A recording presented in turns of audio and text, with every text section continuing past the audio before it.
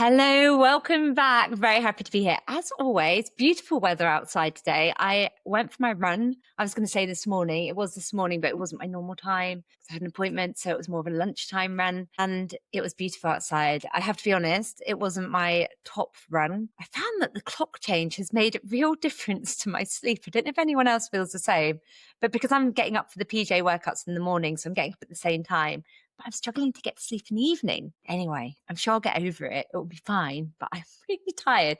But I still came back feeling better than I did when I went out. And that is the goal, isn't it? Always the goal. Now, for the last few weeks or so, I've started the podcast by updating you on my own fat loss progress, and things are going pretty well. I'm still feeling good. Obviously, I've had my 4-week mark where I did my measurements and things are heading the right way and going really well with regards to the tape measure. And I'm only doing that monthly. So there's not much to report on with regards to measurements.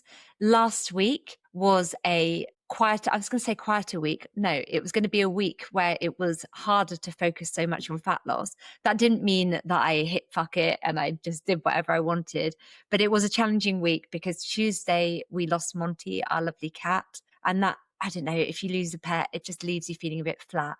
And then actually, nicely, because we're going to be chatting about this in the episode, you do get that guilt because you are feeling really flat from losing your pet cat when you know that other people are dealing with so much worse than this. But regardless, it did leave me feeling really quite rubbish. And then we went away. I went away with my eldest son on the Thursday. And that meant a lot of sitting in the car and traveling and then stopping to get food on the way, which always makes it harder. And the choices and the places we stopped were mainly sandwiches, if I'm going to be honest. We stopped at Gloucester Services, a favourite, on the way back. And we didn't go to the restaurant bit. And that meant that the choices were something from the shop or pie and chips. And I went with a sandwich thing in the end. And I snacked on fruit and bits and pieces, but there were full confession, I didn't have the cake this week because I went to a shop where we were going and it was called Sweet Emporium. And I am a sucker for old fashioned sweets. So I bought myself some there. Licorice Comforts. I know that is not the traditional one that everyone loves, but I really love them. I love anything like aniseed flavored and so on. But I had a few of those. I didn't go crazy either with those. But what I found is that the day before I traveled, weight was down. And then I didn't weigh myself whilst we were away because I didn't have access to scales. And when I came back, the weight had gone up a bit, but I also felt puffier from the traveling, sitting down, and also from the more carby food that I'd had. Anyway, things have gone back in the right direction as well. So everything's going the right way. And I just know that last week was a harder week in general to really feel switched on with fat loss, but I did focus on it as much as I could and I didn't give up. And I think that's the main thing, isn't it? It's always about not giving up. But it's probably time we get on with the main episode, and Easter is fast approaching. It's this weekend. And I don't know if you're the same as me, but it feels like it's suddenly here. It feels like 1 minute it's February and then suddenly we're surrounded by chocolate, but actually even more than that, it feels like 1 minute it's Christmas and then we're surrounded by Easter eggs and chocolate. But then along with that, a lot of people have family coming. And I thought it'd be a good idea to talk about a thing that gets even louder, I think, at this time of year. And I don't think we always realize it and we don't notice that it's happening, because Easter does tend to mean that we've got more food around us. We've got more social situations. We've got more time spent with people that maybe we don't see as often. And for a lot of you who are working on fat loss, this is exactly when it starts to feel harder. And it's not just because of the chocolate, although obviously the chocolate doesn't help, but instead it's because of something else that I think is going on underneath all of that. And that is what today's episode is going to be about. And actually the inspiration for this episode came when a member messaged me saying that she'd listened to the last podcast episode and I'd mentioned how when I was struggling to stay on track with my own fat loss in the past, or my own fitness and training around that, I would often look at people who seemed to be doing really well. And I'd tell myself that it was just easier for them. Perhaps they had more time, or they had more opportunities, or they didn't have young children, or a husband that was poorly, or whatever it was that happened to be going on that week. But anyway, this member messaged me because she said that she finds it relatable that she knows that we all do this. But she also went on to say, why is it that people treat fat loss like a competition? Like, who are we actually competing with? And I thought, yes, that is a very good point and something that we should definitely discuss, because I think so many of us do this, even if it's not intentional. And I do think it goes a bit deeper than comparing ourselves to someone else. I think for a lot of people, it genuinely stops them from starting in the first place. It's not that it slows them down, it actually stops them from starting. And I wanted to explore that because I think if we can understand why it's happening, we can then actually do something about it. So today we're going to be looking at comparison, in particular in fat loss, and why it's so common, what's actually going on, when it happens, and why Easter is such a perfect storm for all of this, and then how to approach it over the next few days and in the future in a way that actually has you feeling good. And there will be a little bit of psychology in here that I think many of you will find very, very interesting. So let's get started. Now, I wanted to start by talking about how comparison doesn't just go one way. There's actually a couple of ways it can go. Because when we talk about comparing ourselves to others, I think we usually mean looking at someone who seems to be doing better than us and then feeling bad about it. And obviously that can happen, and it does happen. But there's actually a second direction it can go. And I think it's very common as well. And it can also be quite damaging. But this goes completely the other way. So I also want to talk about that. I want to talk about both of them because I think most of us have experienced both. And I think a lot of you will recognize something from each. So anyway, we'll start with the first one. It's easier for them. And I thought I'd tell you a bit of a story about how I signed up to a plan years ago, a fat loss plan, and it just assigned me calories. It was just nutrition. It wasn't fitness or anything like that. And it set me 1,200 calories, which is way below my BMR, which is what I need when my body is at rest before I've even thought about movement and everyday functioning. But I didn't know that at the time. And I just thought, these people know what they're doing. They've assigned me this. This is what they think is right for me. I think in hindsight, they probably assigned everyone 1,200 and you were expected to adjust. But no. I just tried following the plan because that's what it said. And anyway, I would look at other women who were on similar plans, who seemed to be succeeding in what they were doing. And instead of thinking about what I could do, I would just catalogue all the reasons why it was easier for them. I was looking for permission to find it hard. And even before this, I think I'd be reading magazines, if we think back in the day when we were reading magazines more. But probably people do this on social media as well. But anyway, I'd read these magazines, I'd see the celebrities with their personal trainers, and I'd think, well, of course, that's why they find it so much easier to stay thinner. They've got a PT. And now I do know that a PT can absolutely support you. It's what I do with my members, but they're not doing the work for you. Nobody can do that. And that doesn't mean that everybody you see online or in magazines is going to have a similar starting point. But at the time, it did feel like a completely reasonable explanation as to why something would work for them and not for me. And it wasn't because I was lying to myself on purpose. I really did believe it. But also, I think I was just looking for that comfort because I was finding things so hard. I was never looking at what I could do. I was only ever focused on what I couldn't do. And there is such a big difference between those two things. And the other direction that comparison can go, and it's one that I don't think we talk about as much, but it's the guilt version. And I know that before I got very ill with rheumatic fever, there was a time where I always felt really tired, like really, really tired. And I'm not just talking a bit run down, just properly exhausted. And I know that a lot of women going through perimenopause might feel like this, or just at different points in your life. And people at that point would say to me, you're exercising too much. Maybe you should cut back a bit. But I was running 3 times a week. No, nothing else at all. So I'd look at other people who seem to be managing their lives absolutely fine and also exercising and think, well, what's wrong with me? Why can't I do it? But here's what I wasn't factoring in. The fact that I had 2 young children. I was actually teaching part-time, but I had my son on the day off I had. My husband had just been medically discharged from the army, which was quite a stressful time. We just moved back to Devon from living further away, and we were renovating our house. And it honestly didn't even cross my mind at all that all of that together would add up to feeling like a lot. I just thought everyone else was managing so much better than me, and therefore I should be too, which seems bonkers now. And the thing is, when I was feeling like that, the other thing that would happen is I'd look at people who objectively had much harder lives than I had, and I'd feel guilty for struggling at all.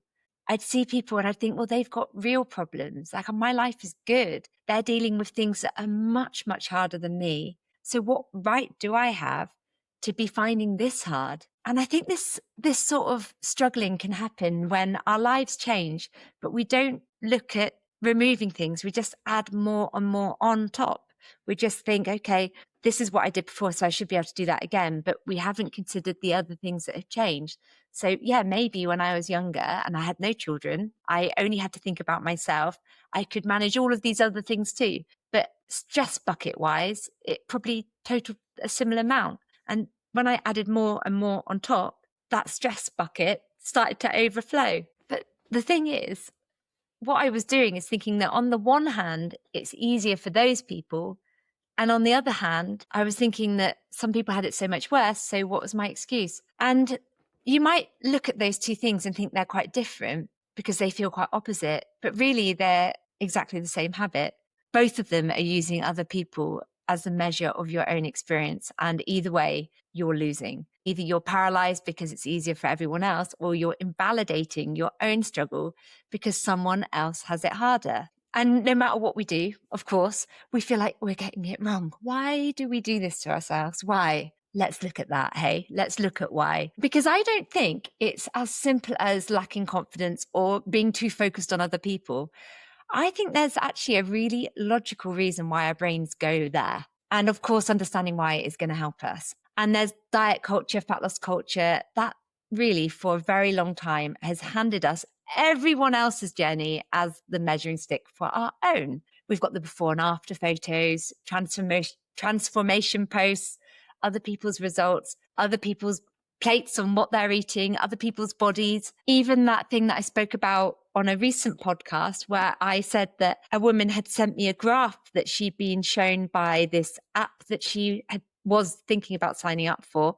And it said, this is what you can expect to achieve in the next month. And it was insane what it was saying she would achieve. It was unrealistic. But even that as a comparison, we're thinking other people achieved that when it was never realistic in the first place. Anyway, these are the things that we've been surrounded by. And I don't think it really is surprising that when we're trying to figure out whether we're doing okay, our first instinct is going to be to look at others, to look outward, because that is going to be what we've been trained to do. And there is actually a concept in psychology called self-efficacy, which is basically your belief in your own ability to do something. And what we know is that when our belief is low, when you don't have enough of your own evidence to trust yourself, your brain is going to go looking for evidence elsewhere. It's trying to answer the question, is this actually possible? Can someone like me actually do this? And it looks around for clues. Now, that in itself isn't a bad thing at all. The problem is the data it ends up using, because it lands on someone else's life, someone else's circumstances, a different starting point, different resources that they have, a different body to begin with, a different history to theirs, a different upbringing. And none of this is going to give you anything useful about yours. It's like trying to figure out how long your journey to work is going to take you by timing someone else's completely different commute. The information just isn't going to transfer. So your brain isn't doing something irrational. It's really trying to calibrate. It's trying to work out what's realistic for you, what's possible, and whether this is worth attempting. But it just isn't using the right tools for the job. And then as a result, you end up measuring yourself against completely irrelevant benchmarks. And then, of course, making decisions based on that. I think Easter is one of those moments where all of this can get louder. Because when you think about what Easter actually involves, you know, it's a long weekend, there's family gatherings, maybe people you haven't seen since Christmas or even longer, chocolate absolutely everywhere, probably a big meal or two, maybe even more than that. And you might be spending all of that time around people.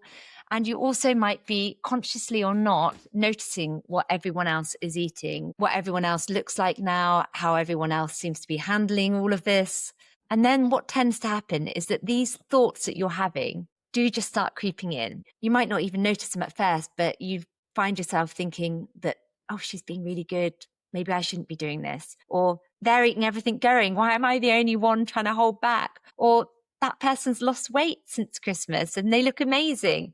And it just leaves you feeling a bit strange. Or perhaps you're wondering why everyone else seems to be having so much fun and you're just not quite feeling like that. I do think that at some point we've probably experienced those thoughts in our past. But then alongside this, we also have the comments from other people. And the thing with the comments we get from others is that most of the time they're not meant in an unkindly way, but they can land in a way that just adds pressure, whether anyone intended that or not.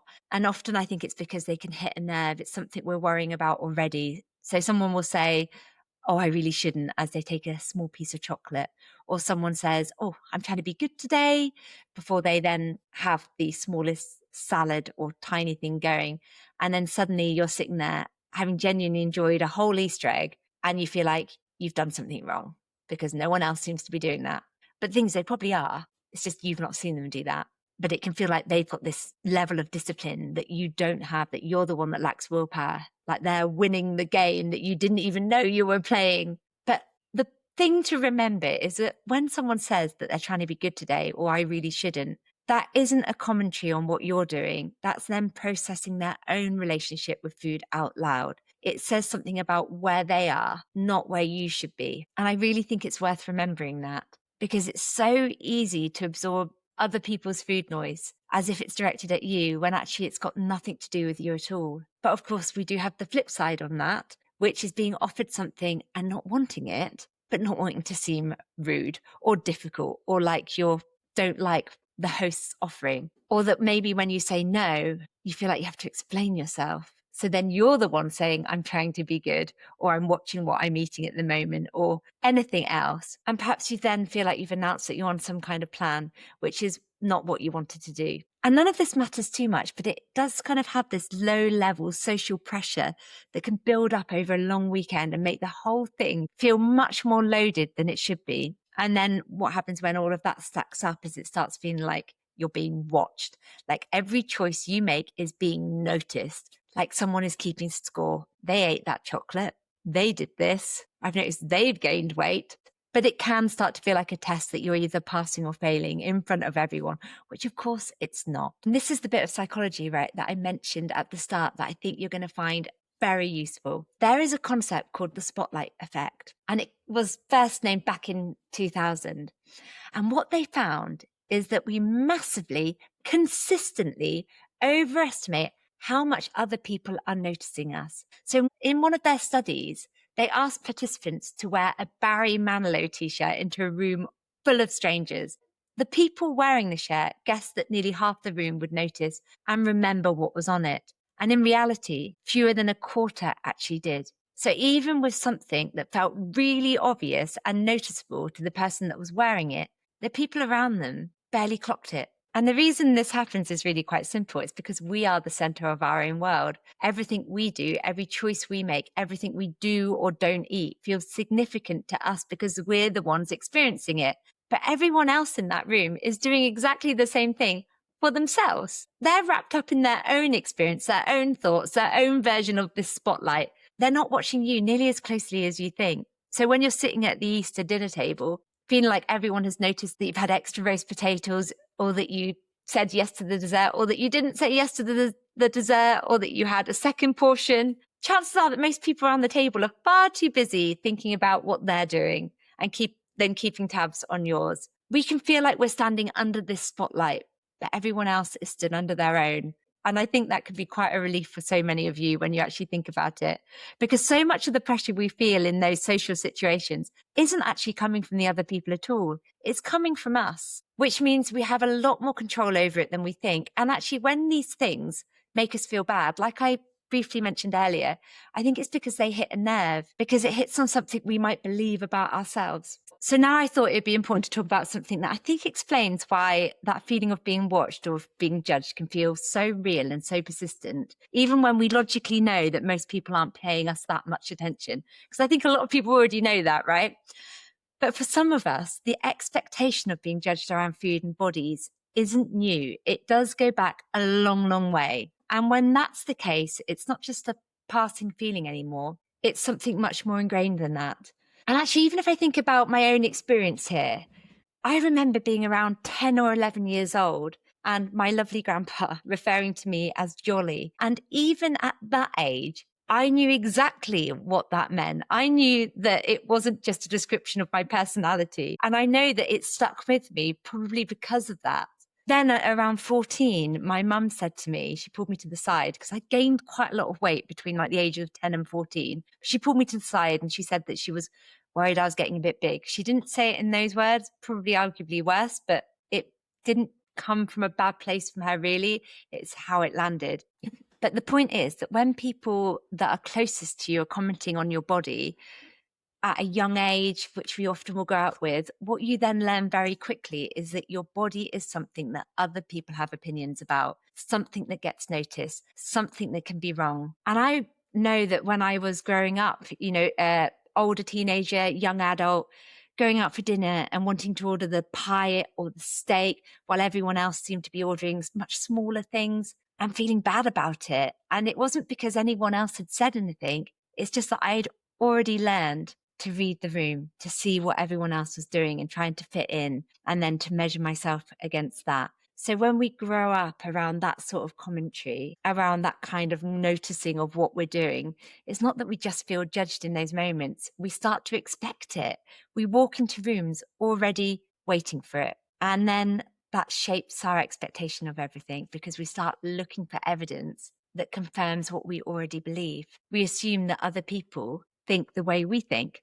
So if we're noticing what's on someone else's plate, we assume they must be noticing what's on ours. And this is why the spotlight effect only goes so far as an explanation. Yes, people are less aware of us than we think, but if you've spent years being taught that your body and your food choices are fair game for comment, telling yourself that nobody's watching doesn't always cut it, because it's not really about whether they're watching or not. It's because you've learned to watch yourself through other people's eyes. And that habit actually runs quite deep. And actually, I want to mention something that I hear a lot. So I want to say that now.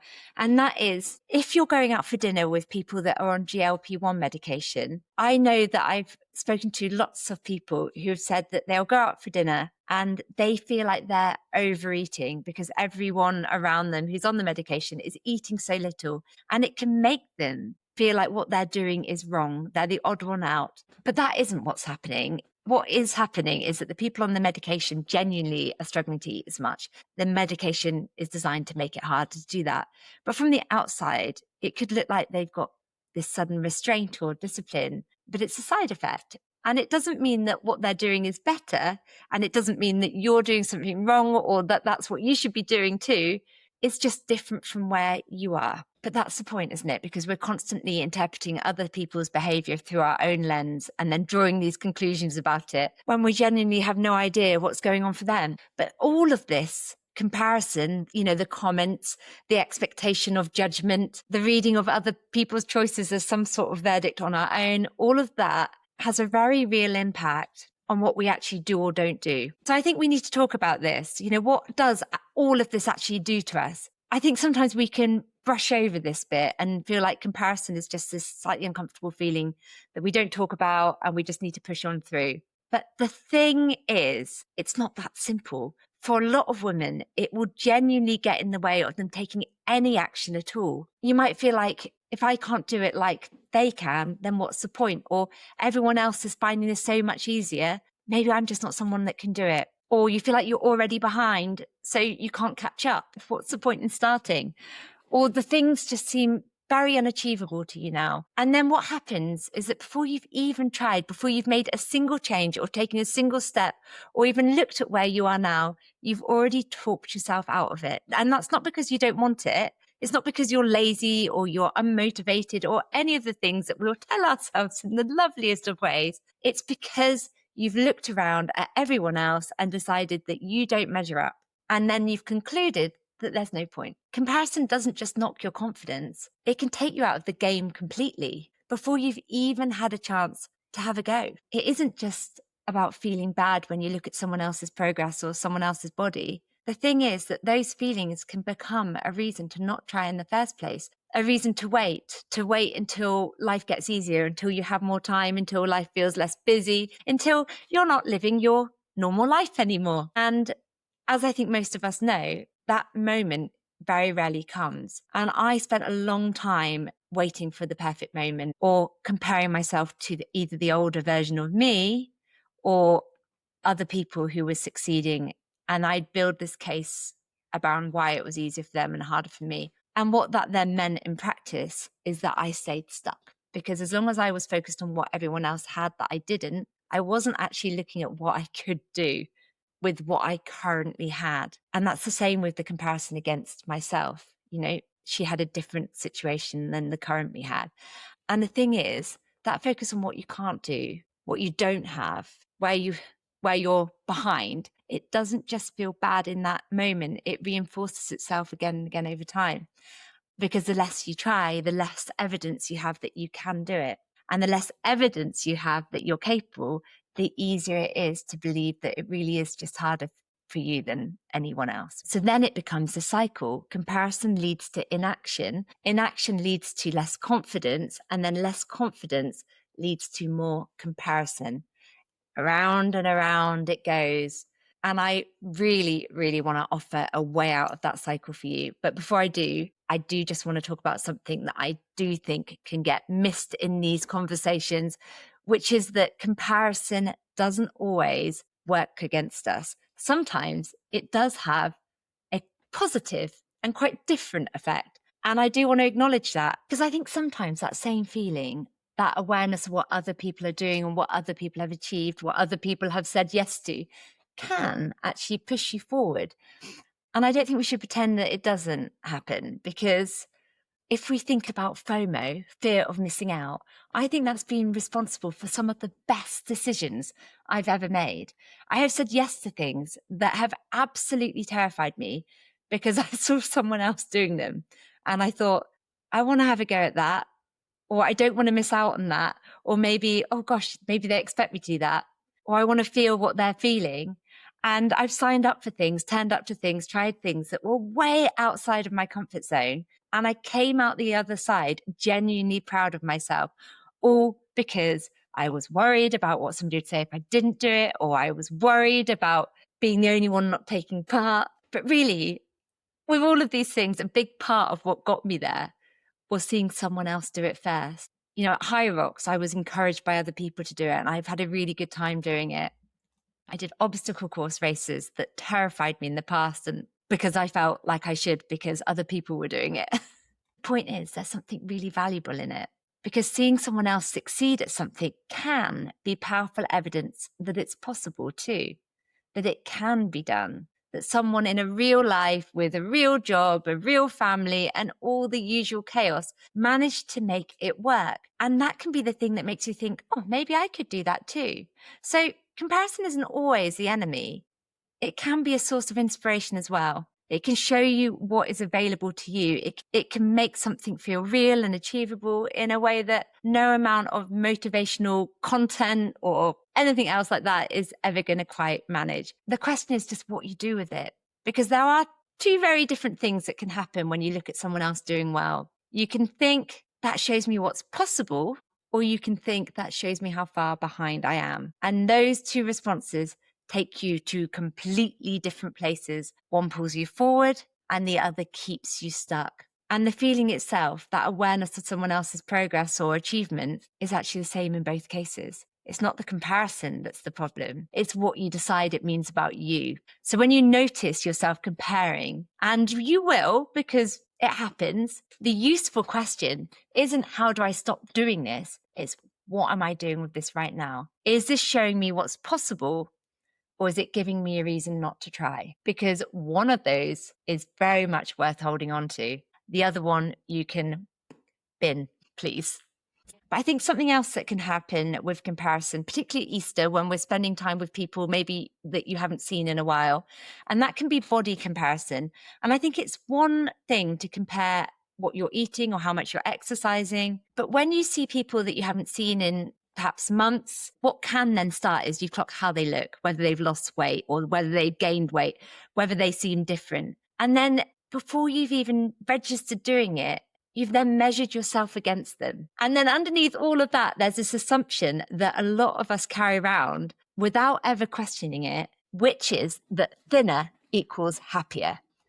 That if you could just get to a certain size, a certain weight, a certain point, that everything would feel easier. You'd feel more confident, more comfortable, more at peace with yourself. And I think this comes across in a lot of the marketing out there as well. And it's like the version of you that gets to just relax and enjoy things. And I want to be very honest about this, because this is something that I used to believe. This is something I meet a lot of people who believe this. Now, I mentioned in a previous podcast that I did a 12-week plan and that I got to the thinnest I'd been since having my children.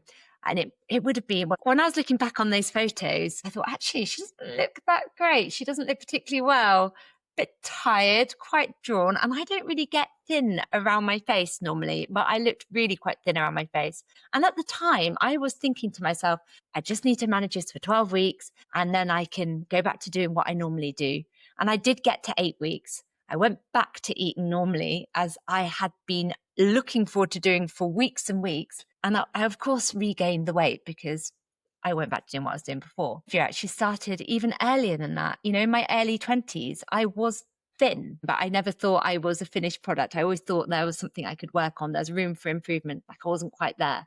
I was chasing something, but I didn't really know what it was, I don't think. But it wasn't actually until I got to my 40s, everything seemed to click with my mindset. I was feeling genuinely strong. I was fueling myself and training in a way that felt really good, not punishing. I wasn't trying to just get thinner. I was trying to just feel good, to build myself into this person that just was content. I've been the most at peace I've ever been with my body. Now, if you told me in my early 20s what I would weigh in my 40s, that version of me probably would have panicked. She would have thought that sounded like failure, but she would have been so wrong, because the number on the scale that would have horrified her is attached to a version of me that feels stronger, more capable, comfortable, who isn't feeling guilty over eating certain foods, if that's what I genuinely want. And it made me realize that being thinner doesn't equal happier. There might be a point where you lose weight and you do feel better, but I think it's often the behaviors that come with that. If you're doing it in a way where you're feeling strong and capable, you've lost a bit of weight, your movement comes, but there's also a point that if you just keep trying to get thinner and thinner and thinner without changing any of your behaviors, that doesn't make you feel better in general. And what I notice with people I've worked with is they might come in with a goal weight, but they start training, they start feeling good, they're fitting into their old clothes again. Measurement wise, they might be closer to where they wanted to be, but the scales might not say the same because they're training and they're doing things in a different way now. And they're like, actually, this is where I feel good. And it stops being dictated by a number on the scales and starts being dictated by how they feel. And that's not them giving up, because they've reached their goal. They feel stronger, fitter, healthier. They've lost weight, but they felt good doing it. And it feels like something they can just carry on. It just naturally gets there.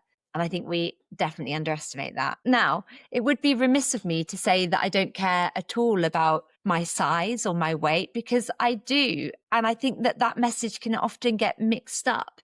And part of the reason I care, is my health, because I now have more energy and how I want to feel and so on, and my strength. But I also think that if I'm completely honest, there will be a part of me that cares about how I'm seen, about how I think I'll come across, about the assumptions that I know people might make, because I have experienced those as well. And I don't think I'd want to be on the wrong side of them. And I don't think that makes me shallow. I think that makes me human. But I think knowing it and understanding that this is something that you feel is just worth being aware of and being honest about, because if your goal is tied up in other people's opinions of you, you're always going to be chasing something that is like a moving goalpost. Every time you get close to it, it's going to move, because you can't control what other people think. You never can. You can only control what you do. And the only version of all of this that feels good is the one that you're doing for yourself. So I think it's about time that we got practical on all of this, because everything that we've talked about so far is of course very important, but I also know that what a lot of you want is something you can actually use, especially over the next few days with Easter happening. So I think we should talk about that. What a sensible, enjoyable, non-miserable Easter actually looks like. And I want to be very clear here, because there is no pass or fail at Easter. That doesn't exist in my world, and I don't want it to exist in yours either. You're not being tested. Nobody's keeping score. And a long weekend of eating a little bit more with family and friends is not something that you need to survive or get through or compensate for afterwards. Now, you might have heard me talk about the no crap cake condition before if you listened to the podcast. But if you haven't, the basic idea is that if you're going to have something more indulgent, have something that's actually worth it, that you love and that you can really enjoy. Because the alternative of picking at things you don't even really want, the bang average stuff, just because they're there, eating things that don't even taste that good out of habit or boredom or because everyone else is having them, that doesn't sound like enjoyment to me. That's just eating without any of the pleasure. And the whole point of those types of foods is that they do give you a bit of pleasure. And Easter is a really good example of where this can apply, because there is going to be a lot of chocolate around at Easter, and not all of it for you will be worth having. So rather than just avoiding it completely and feeling deprived and feeling like, oh, I'm not allowed, or going the other way because of the scarcity mindset and being like, Easter's a time I'm allowed, so I'm just going to have it all. The question worth asking yourself is this: is this something I actually want? Is it going to be something that I genuinely enjoy? And is this a time I can actually enjoy it? Because if the answer is yes, then have it. Have it properly, without any guilt attached and without the internal commentary going on. And if the answer is no, if it's just there and you're reaching for it out of habit, then you don't have to have it. And it's not because you're being good, it's just because you don't actually want it. And one of the things that people often say about the no crap cake condition is, what about if all the chocolate's incredible? But I think there will still be something that you love far more than the other. And I'd be like, yeah, but I'd prefer that. Or I'm on the go now. I'm not sitting down. I'm rushing. I'm doing things. I can't enjoy it now. So I'd much rather sit down with a cup of tea and enjoy it then. And it doesn't just have to be chocolate, right? This might apply to those other Easter things that you love. Perhaps you're real fan of simnel cake, or those crazy weird lambs that people make at Easter that, you know, you see the fails of them on Instagram, whatever that is. And it might be you love the death by chocolate cake. Whatever it is, you know, there will be something. But it really applies to the whole weekend. You're not on this different program to everyone else at the table. You're not following a set of rules that nobody else understands or knows about. You're just someone who's going to make a considered choice. You're making a choice rather than a reaction. And that doesn't mean restricted. It just means it's intentional. You're giving yourself time to choose. And you don't have to explain yourself. If you want something, have it. If you don't want something, you don't have to give a reason. No, thank you is a complete sentence in this situation. You definitely don't need to finish it up with, oh, I'm trying to be good, or I'm watching what I eat, or anything else like this. You're just a person who's making a choice, and that is nobody else's business. Although sometimes I think it is helpful to go, oh no, I've already had some, thank you very much, if that, you know, is the case. But in terms of the practical stuff, because I know some of you like to have something concrete to hold on to at these times, here's how I think about it. With your movement, keep your minimum in place over Easter. So it might be that you're still trying to get in a bit of a walk. I think over Easter with family there, it's quite nice to go out for a walk together, or on your own, if that's what you prefer. But see if you can get some movement in over Easter, even if that looks different to usual. And this is not to compensate for what you're eating. You're not trying to exercise out those calories, because that's not how this works. It's just because movement is something you probably can do, and it's part of who you are now. Then with nutrition, it might be that you're focusing on having meals still, and then following the no crap cake condition. Starting the day with a decent breakfast with plenty of protein and fiber is going to help you feel fuller for longer. And then that would make you, or help you make, mindful choices later on. And then you can be connected to those things that are going to help you enjoy a bank holiday weekend like a normal human being. And then mindset and recovery is probably one of the most important ones at this time, because you're not trying to win Easter. There is no winning this time of year. You're just trying to stay in the game around it so that you're not hitting bucket. You're coming out the other side feeling okay about the choices, knowing that you've had a good time and you're ready to carry on. Not because you were perfectly disciplined, but because you were consistent and kind to yourself, and you can come out saying, I had a good time. Because that's the thing about the long game with fat loss. It isn't built on these short moments where everything is easy and controlled and you're at home with your usual things going on, getting ready for work. It's built around the moments like this where things change and we need to be able to adapt and adjust, where there are going to be more things on display around us, where we are going to have family that are different, doing different things to us, but we find a way of staying consistent in that perfectly imperfect sort of way. And I really promise you that one weekend does not need to define how you do long term. One weekend over a week might look like a lot. Over a month, it doesn't look like so much. Over a year, it looks like even less. I think I'll finish just by giving you something that you can use over the Easter weekend when you're sitting at the table and these thoughts are creeping in, when you're scrolling and you end up landing on someone's transformation post, or when you're at a family gathering and someone makes a comment and you feel that familiar feeling of comparison starting up, creeping in, or maybe a feeling of failure, because it can happen and it might well happen. And I'm not going to sit here and tell you that after listening to this episode, you'll never compare yourself to anyone else ever again, because of course that would be unrealistic. And it's not even the goal either. I think the goal is just to get a little bit better at noticing when it happens and then deciding what you're going to do with that. Here are 3 really simple things that can be very helpful in the moment. The first one is just to name it. When you notice that you're comparing yourself, then say it to yourself, not out loud, obviously, because that might bring attention to the fact from other people that what you're doing. But I mean, remind yourself that this is what's happening. Notice it. Like, I'm comparing now. I know that this is more about it hitting a nerve. It doesn't change anything, but naming it can break that automatic loop that can happen. And it moves you from just being inside the feeling to actually observing it. And from that then slightly more observational place, you have a lot more choice on what happens next. And the second thing that you can do is to ask yourself one question. Is this moving me forward or keeping me stuck? Because as we talked about earlier, it can do one of 2 things. It might be that you're comparing yourself to someone else's progress and it's making you think, bloody hell, I could do that too. Everything's possible. If they can do it, so can I. Or it can keep you where you are. So let it motivate you. Just know that you don't have to act on every thought that your brain generates. You really don't. And the third thing, and I think this could be the most practical one, is to then redirect it. So instead of sitting with the thought, why is it so much easier for them? Ask yourself a different question, just one. What is one thing that I can do today that works for me right now, for my life, not theirs, not their circumstances, not all the things that they've got, their time or anything like that. We're talking you here. What's one thing that you can do today that will move you forward? Because that's really what getting out of the comparison trap comes down to. Not never looking at other people, not pretending you exist in this vacuum. It's just consistently bringing your attention back to your own lane. Like, what can I do about it? What can I do? Why do I feel this way? What is this saying about what I actually want?